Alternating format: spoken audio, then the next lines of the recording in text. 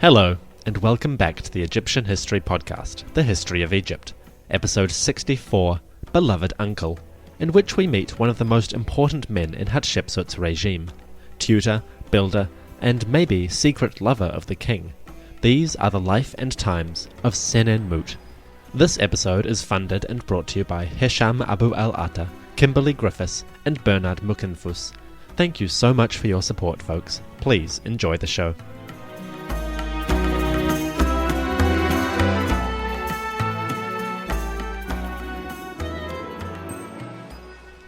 Today's story mostly takes place between 1495 and 1485 BCE, being regnal years 1 to 10 of Thutmose III, king of Upper and Lower Egypt, and Ma'at Kare Hatshepsut, king of Upper and Lower Egypt.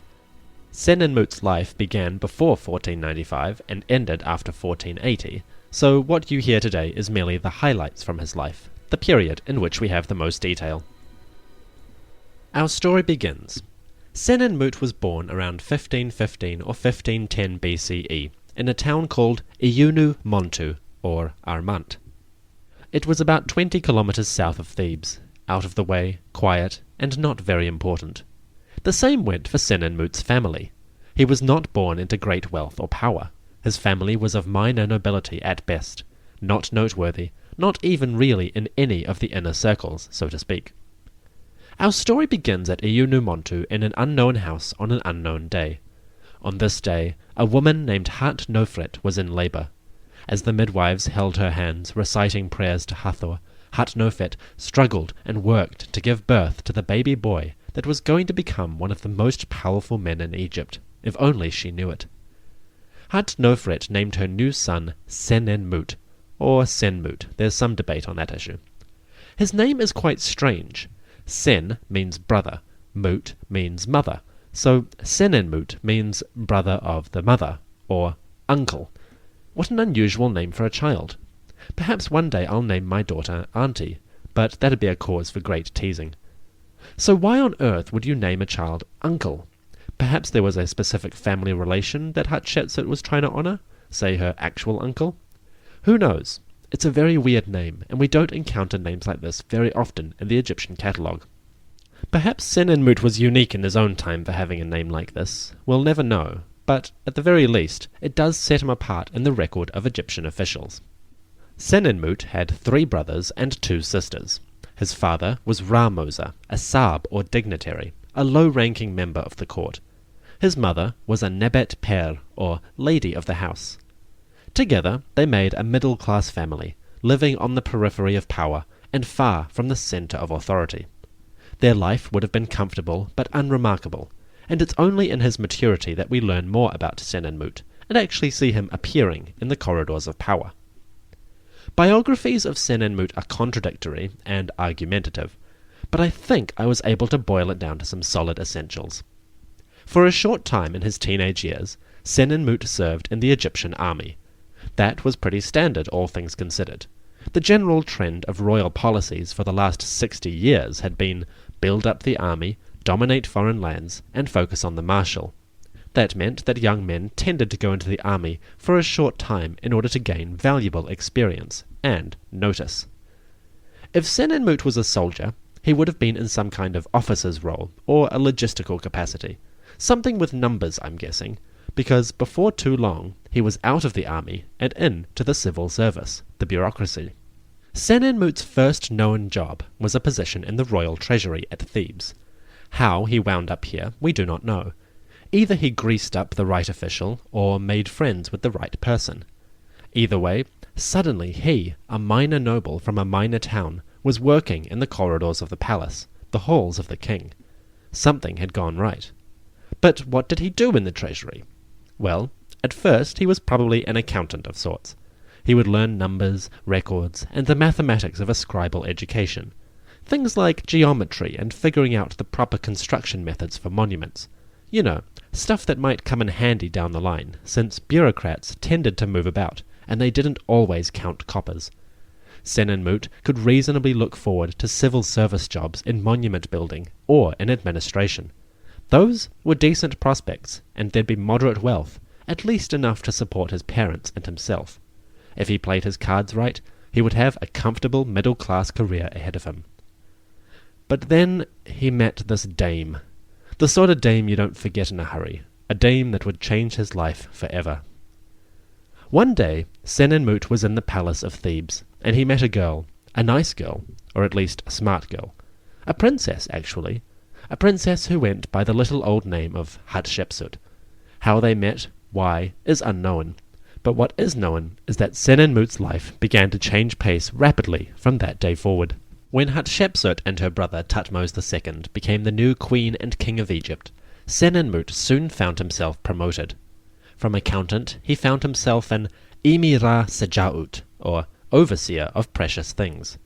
Still a middle-ranking title, but one with a lot more prestige than before. Now he oversaw valuable items, not just foodstuffs and miscellaneous wealth. He was in charge of gold, of silver, of jewels, all the accoutrements of the Egyptian empire. It was a good job. Senenmut had profited richly already from his association with the new queen. But if there is one thing we can say about Hatshepsut definitively, it is that she understood well the value of treating your friends properly. As her husband's reign came and went, and she took over the regency of the kingdom, Senenmut found himself gaining more and more jobs in the corridors of power. Soon he was not just an overseer of precious things, but also an overseer of the audience chamber, essentially managing the day-to-day business in the court itself. Whom Hatshepsut met, whom she spoke to, started to come within his responsibility. He must have been good at it, because pretty soon he found himself invited into the very centre of the royal palace. And this is where his story truly begins. By the time Senenmut found himself in the royal palace, he was probably in his 20s. We have no idea exactly when he was born, but the parallels between his career and that of Hatshepsut make me think that they were possibly of a comparable age. Maybe there were a few years between them, but probably no more. I have to stress that I'm speculating there, but from what we know of Hatshepsut's rise to power and that of Senenmut, it seems to feel appropriate. Being roughly in his 20s, maybe 30, Senenmut was educated and close to powerful people, and he was now experienced in the matters of the audience chamber and the scribal class. These were qualities perhaps which Hatshepsut valued highly, because otherwise her next decision seems a bit baffling. You see, this civil servant, this minor noble, this bean counter, was suddenly appointed to an extremely valuable and sought-after job. Senenmut was going to be a teacher, a tutor, to none other than Hatshepsut's own daughter. One day, Hatshepsut summoned Senenmut to the royal chambers. There he met a young child, 4-5 years old maybe. Her name was Neferu-Ra, the beauties of Re, or the one who is beautiful for Ra. If she lived up to the name, we do not know. But what we do know is that from this day on, for several years, Senenmut and Neferu-Ra were two peas in a very public pod. To be tutor to such a princess was a great honour for Senenmut, of course. He was now known throughout the court as one who had influence and standing. What a coup that was! The young boy from Iunu-Montu, the minor noble of a minor town, was now one of the most respectable gentlemen in Thebes. Anyone who was anyone took some note of him. The relationship between the young princess and the older courtier was, of course, completely platonic. If anything, Senenmut took on a somewhat fatherly role towards her, and this was displayed publicly in a variety of beautiful artistic pieces. Statues of the two together show her sitting on his knee, or in his embrace, wrapped in folds of his cloak. In one statue, my personal favourite, he sits with his knees drawn up. His cloak forms a solid block of material between his knees and his chest, and out of this block pokes the tiny head of Neferu-Ra. Not even her full head. It looks like she's underwater and just poking up to get a breath of air. It's adorable, and I love it. As usual, find images of the statue at EgyptianHistoryPodcast.com or on our Facebook page. The texts on these statues are usually pretty generic by Egyptian standards. Senenmut praises his benefactor, Queen Hatshepsut, and talks up his own loyalty and service. For example, Senenmut the Triumphant, not found among the writings of the ancestors, the great father tutor of the king's daughter, Neferu-Ra. Father tutor. Now there's an interesting title.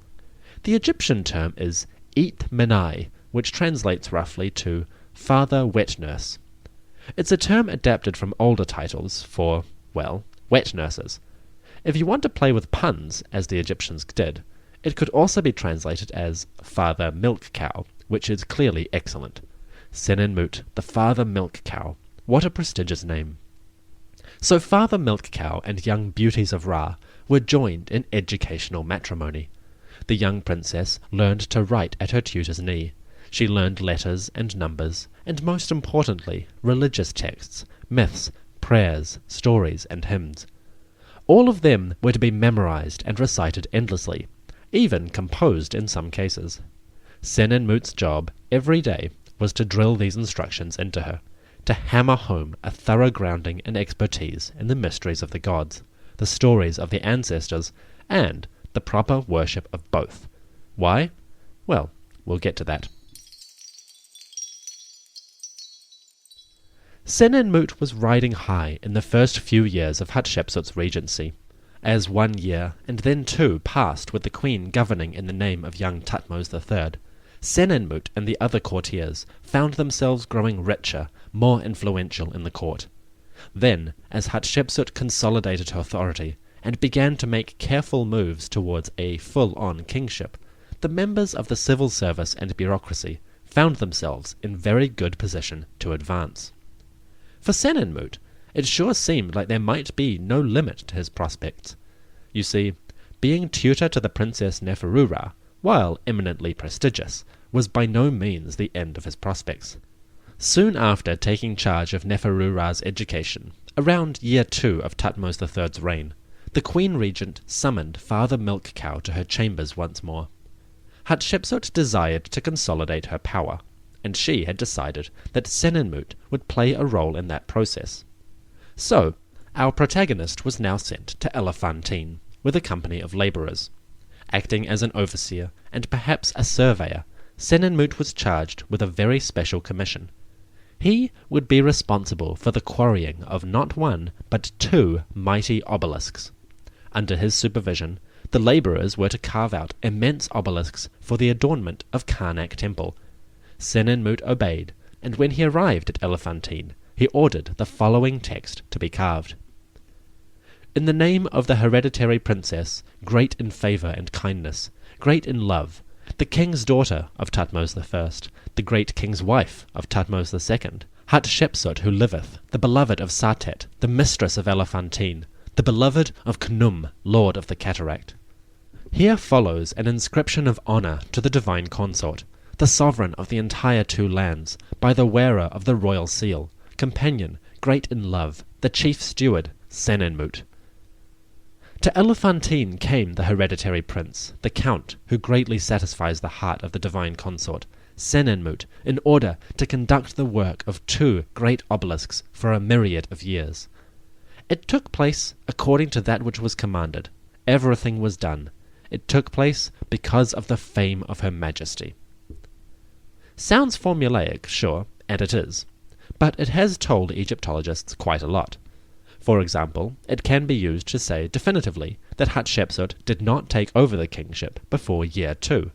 Her titles are all wrong for it to be otherwise. We can also say that Senenmut was tutor to Neferu-Ra very soon after the Queen Regent came to power. Finally, we can say that early on in her reign, she was beginning to plan for the possibility of taking the kingship.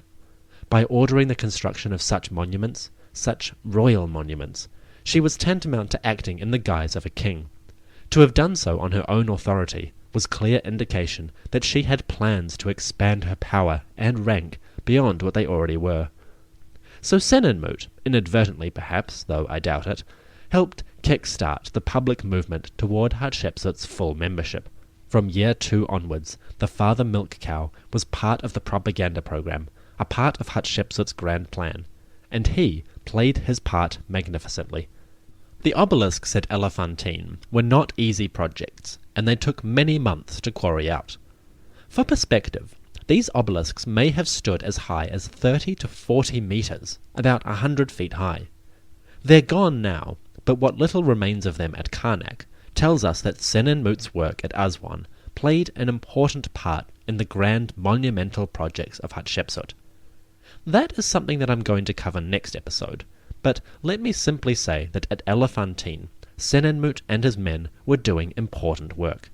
They were not only making great monuments for Karnak and Amun, but helping to pave the way for Hatshepsut's public ascent, her rise to full kingly power. For Senenmut, this was an obvious opportunity to prove his loyalty and skill, but also to make himself a valuable part of Hatshepsut's ongoing program. If he wanted to be indispensable, there was no better way than commissioning, constructing, and finishing these monuments on behalf of the queen. Upon his return to Thebes, to the palace, and to the Princess Neferura, Senenmut was in a grand position. He had made great contributions to the royal household with his service already, and Hatshepsut was more than grateful. In fact, she now began to push his star even higher. First, the father milk cow had been a soldier. Then he had been a clerk, an accountant, then a treasurer, then a tutor, and finally an overseer of monuments contributed to Karnak. What came next must have seemed logical to Hatshepsut, but to us it's quite a leap. First, Senenmut was given command and oversight of the Princess Neferura's estate, her agricultural domains, and the landed fields dedicated to her upbringing. But that was not all. Secondly, he was given command of the estate of Queen Hatshepsut herself.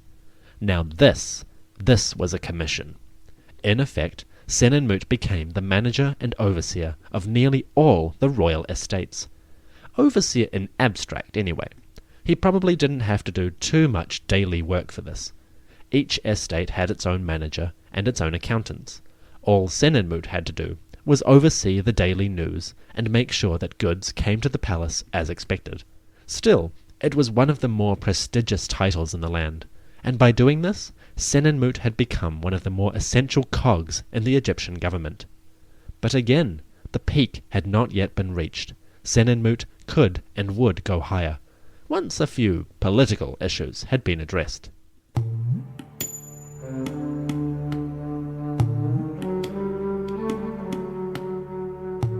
We now come to regnal year 7, the moment when Hatshepsut put aside the trappings of her regency and took on the titles and image of a fully fledged king. It had been years in the planning.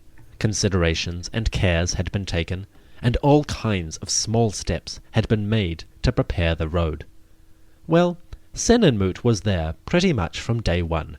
He had served in the palace, he had served in the treasury, important roles to manage the economic lifeblood of the royal household. But that was only part of it, really. Equally important, his work at Aswan had helped establish the Queen's program of monuments, and he had also done something that really helped solidify the Queen's control over important institutions. You see, Senenmut had not been tutoring Neferura idly. There was a purpose to it, a larger reason for the princess to be taught reading, writing, hymns, and prayers. Day in, day out, she had been learning texts that would guide her in an important role, a role she would need to undertake before her mother made that tricky step from queen to king. Neferura was going to be a priestess.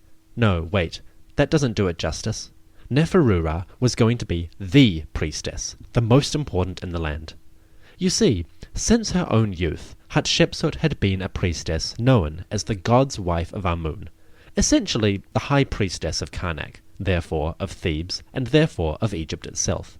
It was the most important religious role that a woman could hold, and Hatshepsut had used it to leverage her own power in the days before she took the throne itself.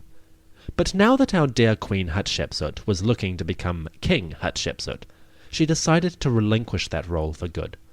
Perhaps it would be inappropriate for a king to be both monarch and God's wife. After all, a king was male, and Hatshepsut was taking great pains to present herself artistically as a traditional male ruler. No chromosomal inconsistencies here, thank you very much. Or perhaps she simply had other plans, and didn't want to be spending her days engaged in temple ritual. Either way, the day came when Hatshepsut took off the priestly dress and handed it over to someone else. That someone else, of course, was little Neferu-Ra. The beautiful one of Ra became the new high priestess of Amun, and her life suddenly became centered on the temple and the religious cult. Now known as the Imen Hemet Netcher, the priestess was one of the most important religious officials in the country, and an adornment to her mother's household. Neferu-Ra lived and served for her mother and her god, and the artistic remains of her life seem to reaffirm that lifestyle. She appears in painted temple scenes with her mother, Neferu-Ra always standing behind Hatshepsut, and she appears with the gods Hathor and Amun, who put their arms protectively around her shoulders. Day in, day out, this princess's life was now shaped by the twin demands of monarchy and divinity. The poor girl, it seems, never really had her own life to lead. For Senenmut, the princess's rise to religious authority was not a problem. You might assume that she no longer needed her tutor, but that was not the case. The statues of Neferu-Ra and Senenmut continue to portray the exact same tutor-pupil relationship even after she became God's wife. Although she was one of the most important officials in the country, she was still a child, and the tutorship continued for another year or two. Senenmut was now pretty much one of the most prominent men in the court. He was wealthy and influential. He had the ear of King Hatshepsut, the responsibility for her daughter, and the oversight of her economic dominions. In effect, he was Hatshepsut's right-hand man, her most trusted ally, and one of her most valuable tools in governing the country. Perhaps it's no surprise, then, that rumors began to circulate about their relationship. After all, who was this country bumpkin who'd found himself at the center of the palace? How could a nobody like Senenmut gain such prestige and influence? There were plenty of more august and influential families around from which to draw out loyal servants. Hatshepsut had shown unusual favoritism towards her subject. The big question was, what did she have to gain from it? Like a certain empress of Russia in the 18th century, Hatshepsut found herself the subject of gossip concerning her sex life. Spurious and defamatory for sure, but interesting nonetheless. Sometime during her reign, an anonymous individual visited the valley of Deir el-Bahari. There, in a small grotto in the cliffs, he or she drew up a graffito on the stone. This graffito was unflattering to Hatshepsut. For those with delicate sensibilities, I'd suggest skipping the next 30 seconds or so. The graffito in question depicts a woman wearing a crown. She is bending over in a distinctly supplicant manner. Behind her stands a man with an erect phallus who, well, you get the idea, and I won't say any more for the sake of the general audience. Such a graffito was blatantly denigrating towards Hatshepsut. The artist was sensible enough to not put names under either the man or the woman, but the implication is pretty obvious. Somebody thought low of Hatshepsut's kingship, and decided to skewer her satirically with their pen. The result was this slanderous little image that implied that Hatshepsut was not a real man, and never could be. Her gender must never be forgotten, and it cast aspersions on her fitness to rule. This little graffito can't have been unique, although it's the only one we know. If one person dared to paint such a scene, then many more must have been imagining it. The only question is, if the female in the graffito is Hatshepsut, as it seems to be, then who is the male? Obviously, most scholars guess that this is meant to be Senenmut, if only because he is the most prominent male of the day, and because he held such a close relationship with the queen in government and in private life. It's not hard to imagine a scenario where Senenmut, one day, is summoned to the queen's private chambers and, political advancement by conjugal visit, you might say? The suggestion must have been whispered by many a servant or courtier. Whether they were jealous, threatened, or merely gossipy by nature, the accusation that Senenmut must have owed his success to a sexual or romantic relationship with Hatshepsut continues to show up in the historical narrative, and at this point it's sort of become a guilty until proven innocent situation. I'm not going to judge either of them because, frankly, it's none of our business, but I would be very curious to see how Senenmut and Hatshepsut handled such gossip in their own time. They make no mention of it on statues or private monuments, because that was the sensible thing. Do not dignify such gossip with any response. That being said, I do have an amusing image of Hatshepsut standing before the court and saying, "I did not have sexual relations with that official." Either way, it must have been a bit rankling. Senenmut had absolutely worked hard to reach the position that he found himself in. Accusations that he had done so by virtue of pleasing Hatshepsut, beyond loyal service, whether true or false, must have seemed insulting. But the courtier held his head high, and life continued on. The fact that only this one graffito survives suggests that maybe the rumour died out pretty quickly. Who knows? So year 7 came and went, and Queen Hatshepsut became King Hatshepsut. For Senenmut, this meant even more big changes. Believe it or not, he still was not at his peak. Amazing, right? This guy had gone from strength to strength, step to step, and experienced some kind of promotion or improvement in his status pretty much every couple of years for a good decade or so. Well, he was about to go even higher, but not before a small step back. First of all, once Hatshepsut became king and began directing her government towards her new projects, she decided to reshape Senenmut's position. This meant a small, very small demotion in one respect. Senenmut was now relieved of his educational duties towards Neferura. No more tutoring. Instead, another official took over that job, and Senenmut moved on to other roles. Why? Well, the move was nothing less than a total rejig of Senenmut's role in the court. A whole host of his previous jobs were discarded so that he could focus full-time on a new role. It almost seems like every few years Hatshepsut found a new use for her most loyal ally, and by the time she became king, she saw in him an opportunity to really solidify her power over the greatest institutions of the country. You see, Senenmut was not going into another palace job. He was moving into the religious order to help represent the queen's interests in the temples of the country. Senenmut was going to become overseer of the estate of Amun. In other words, he was going to take over the management of the fields, vineyards, and orchards dedicated to the service of Thebes' most important god, Amun. These estates provided goods for daily offerings and sacrifices, and the supplies for festivals and celebrations. To keep that economic network functioning required talent and experience, and so Hatshepsut put Senenmut in charge. In a way, you might think of Senenmut as the new CEO of Amun Enterprises. He wasn't a priest, he was a businessman in the Egyptian sense. He was responsible for managing the estates of the temple, dedicated to the great god in a very complex job. He had to balance the budget of the temple against its needs in worship, to provide enough supplies that the cult functioned effectively all year round, and to see it that dozens of priests, hundreds of porters and servants were taken care of day by day. Basically, he had to run the corporation dedicated to Amun, an august position for sure, but hardly an easy one. Senenmut was now one of the most powerful men in the court. You would be forgiven for expecting that all this success, even fame, might have gone to his head. But that's not really the case. He actually seems to have been fairly restrained a lot of the time. Surprisingly, Senenmut's monuments are pretty tasteful, and he doesn't seem to have been too concerned with talking himself up. Sure, he got into a little bit of self-promotion, which I'll talk about later, but if anything, Senenmut seems to have been restrained on the matter of lavish lifestyles or public displays of awesomeness. That being said, there is one thing on which he spent a hefty sum of money.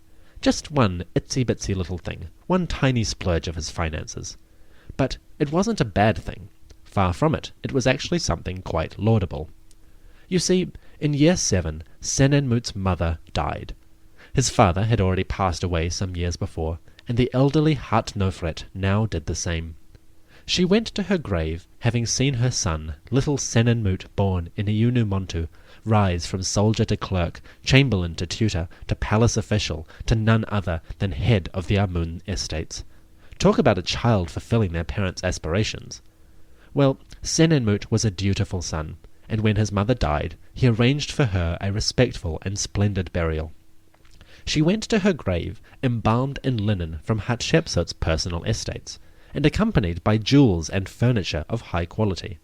A fine chair of cypress and ebony is the crown piece of her tomb, and it has been recovered and set up on display in the Metropolitan Museum of Art. You'll find images on our website, It's a beautiful piece indeed. Such a lavish burial was all well and good, but Senenmut did not stop there. He also took the opportunity to have his father's body exhumed from its original grave. Father Ramosa had died before Senenmut reached great heights, and his burial was modest. To give his father the proper send-off, Senenmut now paid for Ramosa's body to be re-wrapped in new linens and buried alongside the body of Huntnofret.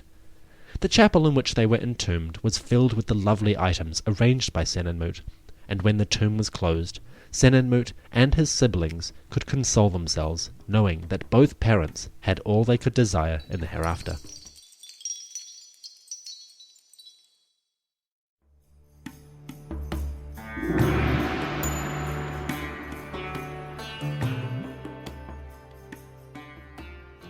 Senenmut was now alone.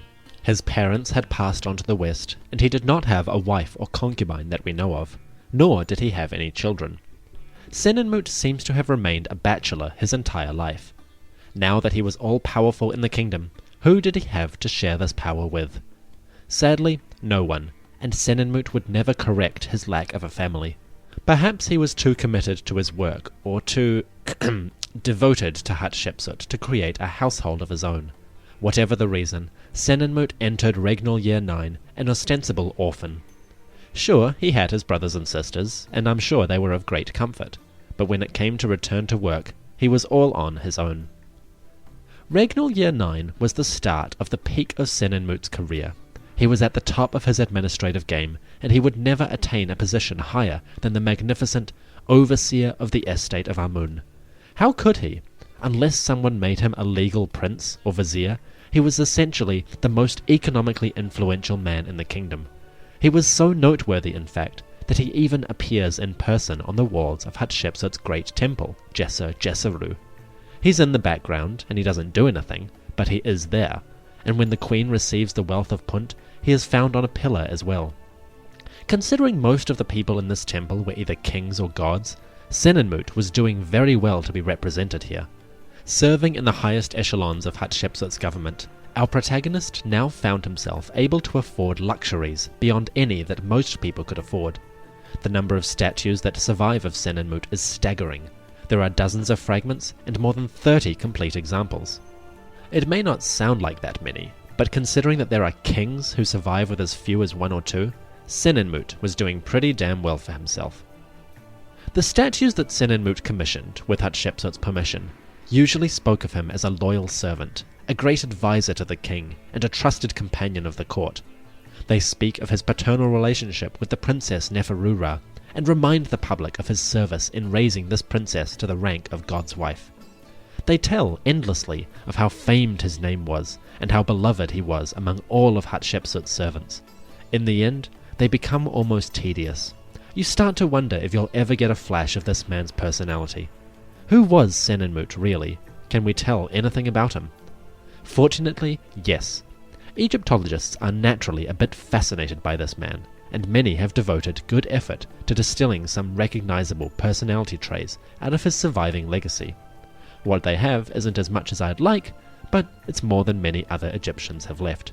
So, what can we tell about him? For starters, let's recap what we already know about his personality and talents. We know that Senenmut was a loyal man, who buried his mother and reburied his father at great expense, in a tomb that he had originally begun for himself. So, he was a pious individual, loyal to his family, and committed to honouring the ones who gave him life. We also know that he was fiercely loyal to Hatshepsut, and to her daughter. Even after he stopped being Neferura's tutor, he continued to have his statues inscribed with the title It Manar, or male wet nurse, to remind those who saw his monuments that he had tutored the young princess and been a protector to her. As for his loyalty to Hatshepsut, he is one of the few officials to actually use her name and title in his own private monuments. Many simply referred to her as the king, probably to avoid embarrassment, but Senenmut put Hatshepsut's names on his own statues. While you can easily write that off as currying favour, and it probably partly is, it doesn't change the fact that he was one of the few individuals in his time to do this, to have the bravery to acknowledge Hatshepsut's rule, and to do so explicitly. So we know he was loyal. We also know that he had a bit of an artistic leaning. Senenmut left behind a pretty thorough document of his artistic and linguistic habits on his statues and on his small monuments. Among them, Egyptologists have noticed that Senenmut liked to play with language. He would frequently switch up hieroglyphs, replacing one symbol with another that looked similar but conveyed a different tone.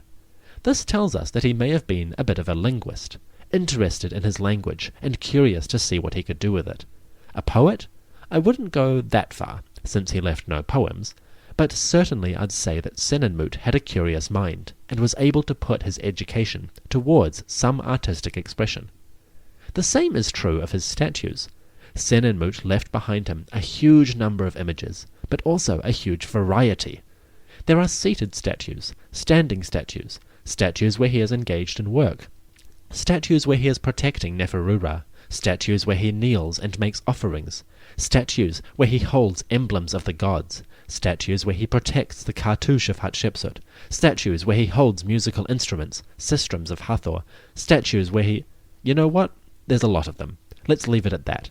I've set up a whole gallery on our website and Facebook page. Feel free to check them out. The point we're getting at here is that Senenmut left behind a lot of unique and varied statuary. So much of his work is unique, in fact, that it's possible he actually invented some of these. There are styles of statues here that have not appeared before in the Egyptian record. Assuming that he didn't necessarily have access to some unknown database of statues that is now lost, it's entirely possible that he created a few on his own merits, and that people later copied them for their own monuments. If this is true, it would make Senenmut a skilled artist as well as an administrator. If nothing else, we know that he had a passion for imagery and enjoyed finding new ways to represent himself. This all leads us to the sense that Senenmut was a man of strong personality, a larger-than-life type individual with many talents and passions. He could manage an audience chamber, oversee accounts, take charge of construction projects, and play businessman on behalf of royal estates and temple domains. He was loyal to family and to patron. He cared for the young Princess Neferura, and was proud of his connection with her. Finally, he innovated, creating new ways to display himself in statuary, and to produce high-quality images that both proclaimed his magnificence, but also gave the proper respect, publicly, to his patron Hatshepsut. That was something many of his contemporaries were more than a little hesitant to do.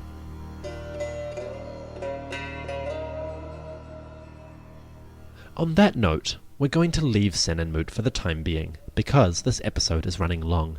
But he will be back, for Senenmut's career, while at its peak, is only half completed. There are many more things to talk about, most especially how and why he suddenly seemed to lose it all. Next episode, Senenmut will return as part of Hatshepsut's government between years 10 and 16, when all kinds of great works were being completed in the Nile Valley, and when a great celebration took place to proclaim the splendor of Hatshepsut's rule and of her empire. Join us soon for episode 65, Hatshepsut of Millions of Years,